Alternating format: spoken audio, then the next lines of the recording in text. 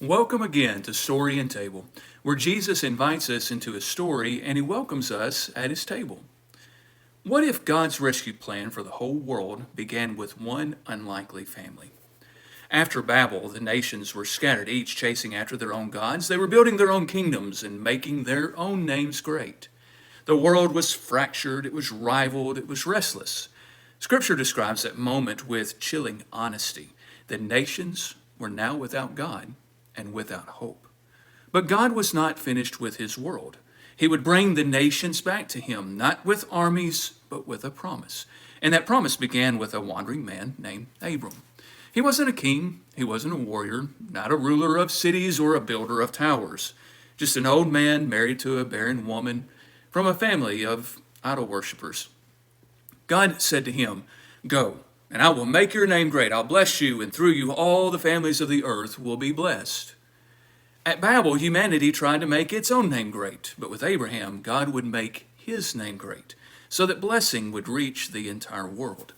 Now, from that single promise, a people would be born, and that people would be called God's son. Now, long before Jesus, God spoke to Pharaoh and said, "Israel is my firstborn son." Israel was chosen to carry God's name, reflect his glory, and bring blessing to all of the nations. They weren't chosen because they were powerful. They were chosen to make God visible. At Sinai, God told them who they were, a kingdom of priests, a holy nation. Now, priests, they live between heaven and earth.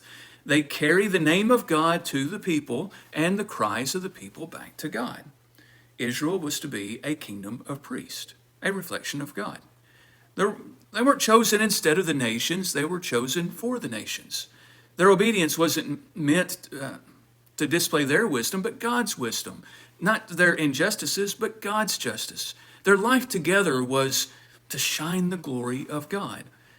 But the story didn't stay bright for long. Instead of reflecting God's glory, Israel began trading it away. They exchanged the living God for carved images. They mistook power for faithfulness, comfort for covenant, and religion for obedience. And the prophets, they cried out in disbelief, "Has any nation ever changed its gods? Yet my people have exchanged their glory for worthless idols." So the Son, Israel, meant to bring light, had stepped into the darkness. And the consequences came: exile, loss, displacement, even silence. And once again, God's people found themselves scattered among the nations.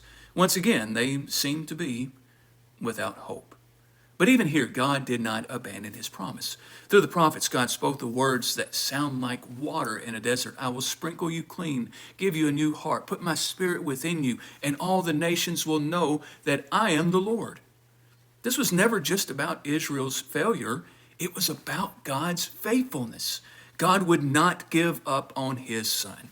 He would not give up on the entire world. Israel's story teaches us something humbling and something hopeful. We cannot fix the glory problem on our own. No nation can, no family can, no heart can, but God can. And at the table, we see where this story was always headed. We see a new son, faithful where Israel faltered. We see bread broken for a world that cannot heal itself, a cup lifted for the scattered people, ready to be gathered again.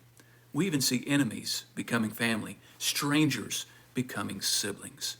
At the table, God is still doing what he promised Abraham, bringing blessing to all of the nations through his son. And the question that Israel faced is the same question we face today. Will we walk in his ways, receive his mercy, become again what we were always created to be? The people of his story gathered around his table, reflecting his glory back out to the world. God is still reclaiming his world through you and through me as a people of his story and guest at his table.